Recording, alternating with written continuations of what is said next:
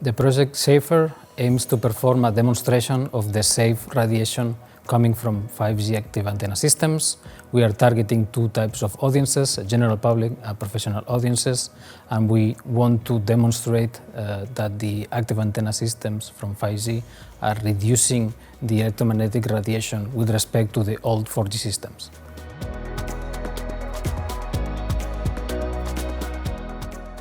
The topic of 5G is especially sensitive. There is a lot of misconception in the community, and this is why we thought that in this project we can put some light, let's say, to these misconceptions. One of the main concerns is about the radiation of the 5G system, and actually 5G is trying not to put more radiation into the environment, but just the opposite.